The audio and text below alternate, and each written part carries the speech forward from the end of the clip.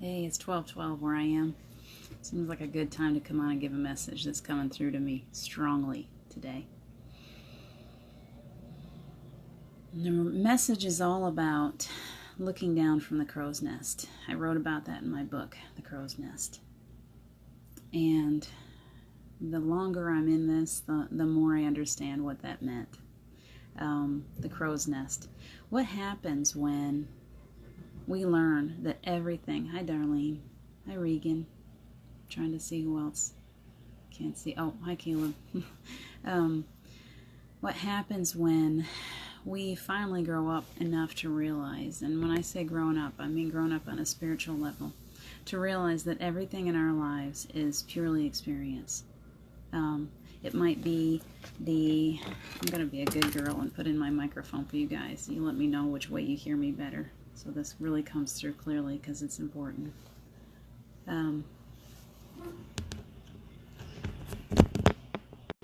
We go through life with having experiences.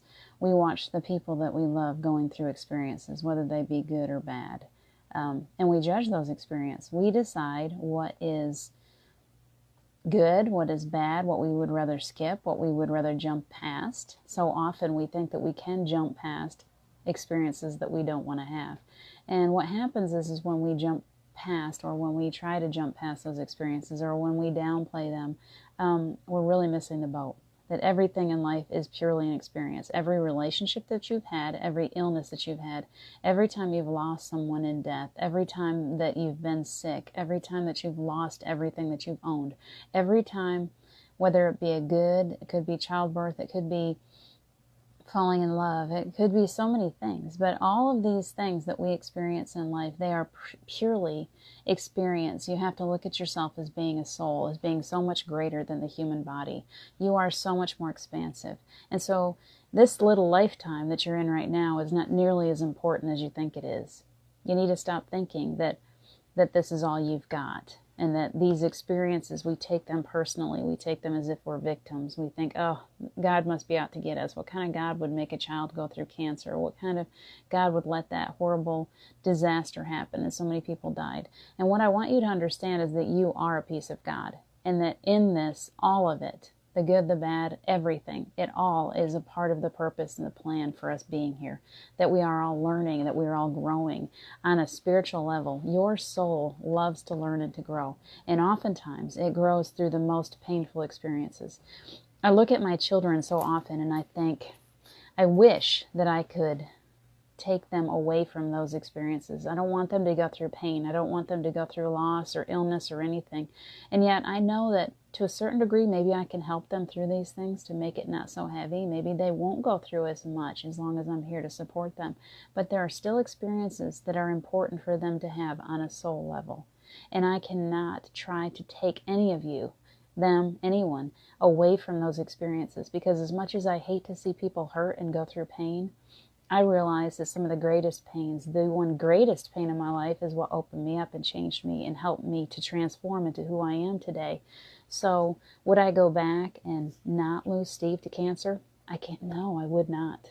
I don't want to see him suffer. I would hate to see him suffer. I hated to see him suffer. I hated to see me suffer. I hated to see my children suffer. But that experience changed us. And that is really, really important for us to see. So when I say climb up to the crow's nest and sit in that crow's nest and look down at your life, it's easy for us to climb up to that crow's nest, or somewhat easy after the fact, to look back on our lives and say, well, now I know why that happened. That happened for a really good reason. It's so easy for us to do that. And yet what happens to us when we finally mature to the point where we can do that all the time? Where in the moment that we're going through something that doesn't feel comfortable for us, we can climb up above into our crow's nest, look down at that experience, and realize that it truly is just something that we're experiencing. That it is not something to take personally, that it's not a punishment. We're not being punished. There's nothing wrong with you. You didn't do anything wrong. And those painful experiences are simply more experiences to the universe, to God, to everything that there is, to you on a soul level. There is no such thing as a good experience or a bad experience. It is all purely experience. So what happens when we are able to put ourselves up in the crow's nest and look at it differently like that, look at it in a way of, this is just an experience. This is an opportunity for me to grow on a spiritual level.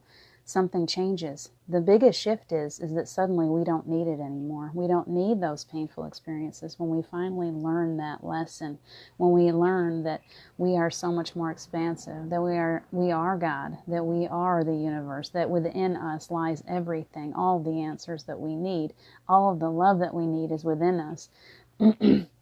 There's actually a physical shift. Part of it is on a spiritual level, part of it is within you. You suddenly stop putting yourself into these places where you're going to have bad experiences. Suddenly you see opportunities all around you, beautiful opportunities. Your eyes are open, you have more clarity, and you also see those situations that you would be better off steering away from.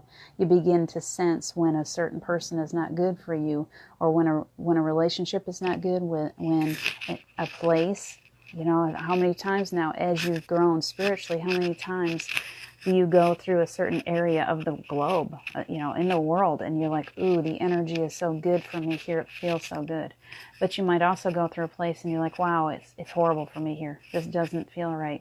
That's what it's all about. It's getting yourself into that space of rising above your humanity to listen to that voice that's inside of you, to listen to your intuition and realize that intuition is the most beautiful, most powerful part of you. You can continue looking for your answers, to me, to gurus, to the Dalai Lama, to the guy standing in the pulpit at church. You can look for all of your answers in all of these other places. Ultimately, every answer that is important to you is already within you. And the most important thing that you can do is to take the time to look within you and realize how much you already know. That's what we do. That's what I do when I work with people. I am not giving you answers from my head. I'm not giving you answers from any place else than what I'm feeling from you. I'm pulling it out of you.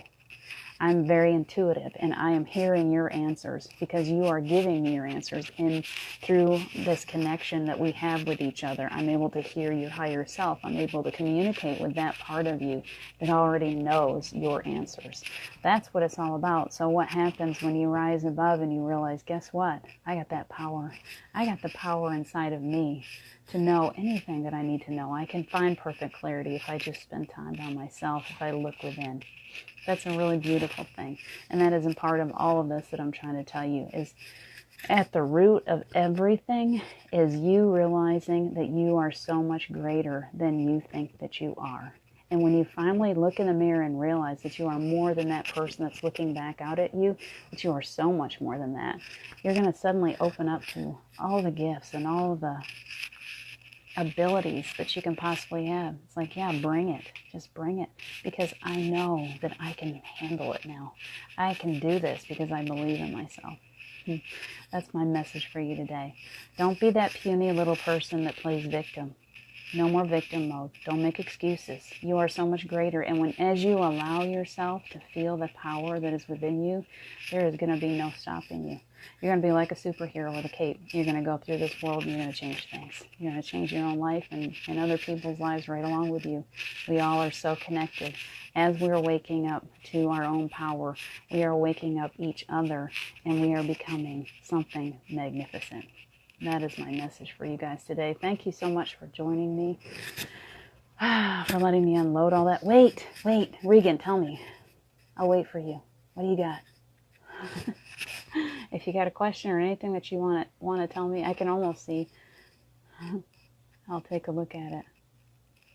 Hi, Caleb, Regan, Darlene, Luca, Ken. I can see some of the pictures. I think that's everybody. Thank you so much. Christine. Hi, Christine. Any questions? Ask me quick. I'm going to pop back off again. Regan, what? Tell me quick. I'm still in my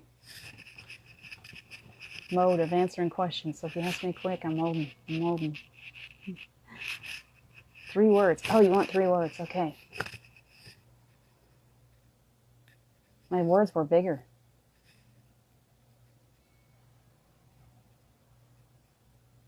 Rise above yourself. My 3 words are rise above yourself. Picture yourself in the crow's nest. You are not that little bitty person. Rise up above, look down on yourself and say, you know what, you're just that little body. You're just that little physical piece of me. You can't hold me back anymore. Rise above yourself. Those are your 3 words today. Write them down. Put them on your mirror. Look at them whenever you need to. Whenever you start feeling small or weak, remember those words. Rise above yourself. Have a beautiful day. I love you.